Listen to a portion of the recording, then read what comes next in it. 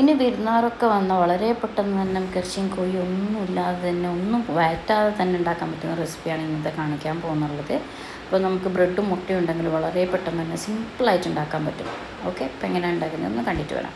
അപ്പോൾ നമ്മൾ ഒരു ചെറിയൊരു ഉള്ളി പൊടിയായിട്ട് കട്ട് ചെയ്തിട്ട്, അതുപോലെ തന്നെ നമ്മുടെ കുറച്ച് ലെറ്റ്യൂസ് പൊടിയായിട്ട് കട്ട് ചെയ്ത്, അതുപോലെ തന്നെ കക്കിരി അതും പൊടിയായിട്ട് കട്ട് ചെയ്തത്, പിന്നെ ചീസ്, തക്കാളി വേണമെങ്കിൽ തക്കാളി ആഡ് ചെയ്യാം. അപ്പോൾ നമ്മൾ കട്ട് ചെയ്തതൊക്കെ ഒരു ബൗളിലേക്ക് മാറ്റാം. ഉള്ളി, അതേപോലെ തന്നെ ലെറ്റ്യൂസ്, പിന്നെ കക്കിരി, പിന്നെ 2 ബോയിൽ ചെയ്തിട്ടുള്ള മുട്ടയാണ്. അതിന് നമ്മൾ പൊടിയായിട്ട് കട്ട് ചെയ്യാം, നന്നായി പൊടിയായിട്ട് കട്ട് ചെയ്തിട്ട് അത് നമ്മൾ ഇതിലേക്ക് ചേർത്ത് കൊടുക്കുക. അപ്പോൾ മുട്ട ഉണ്ടെങ്കിൽ വളരെ സിമ്പിളായിട്ടുള്ള സാൻഡ്വിച്ച് എങ്ങനെ ഉണ്ടാക്കുന്നതാണെന്ന് കാണിക്കാൻ പോകുന്നുള്ളത്.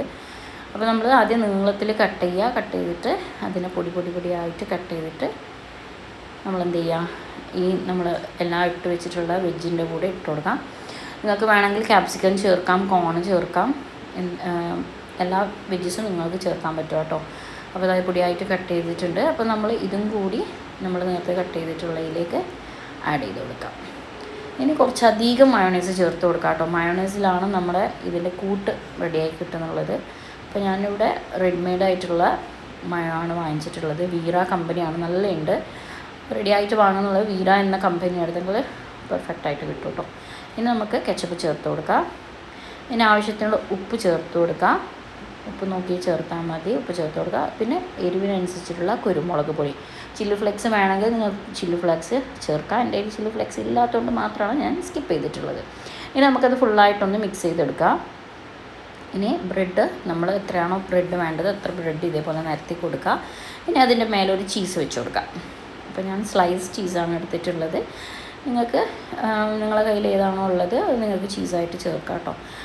ചീസ് ഇതേപോലെ വെച്ച് കൊടുക്കുക. ഇനി അതിൻ്റെ മേലെ നമ്മൾ ഫില്ലിങ് വെച്ച് കൊടുക്കാം. ഇതേപോലെ ഫില്ലിങ് നിരത്തി കൊടുക്കാം. ഇനി ബാക്കിയുള്ള ബ്രെഡിലും ഇതേപോലെ ചെയ്ത് വെക്കുക. ചെയ്ത് വെച്ചതിന് ശേഷം നമ്മൾ വീണ്ടും അതിൻ്റെ മേലെ ഒരു ബ്രെഡ് കൂടി വെച്ച് കൊടുക്കാം.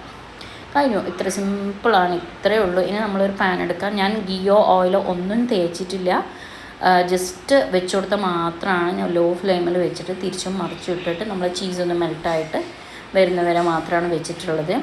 അതിന് നമുക്ക് വേണ്ട ഷേപ്പിൽ കട്ട് ചെയ്യാം. അപ്പോൾ ഞാനിവിടെ ക്രോസിലാണ് കട്ട് ചെയ്തിട്ടുള്ളത് കേട്ടോ. അപ്പോൾ നല്ല ചീസി ആയിട്ടുള്ള സാൻഡ്വിച്ച് ഇവിടെ റെഡി ആയിട്ടുണ്ട്. അപ്പോൾ എന്തായാലും പെട്ടെന്ന് തന്നെ എന്തെങ്കിലും കഴിക്കണം എന്ന് വിചാരിച്ചാൽ ഇതുണ്ടാക്കി കഴിക്കുക. അപ്പോൾ നെക്സ്റ്റ് വീഡിയോ കാണുന്നവരെ സ്റ്റേ ട്യൂൺ വിത്ത്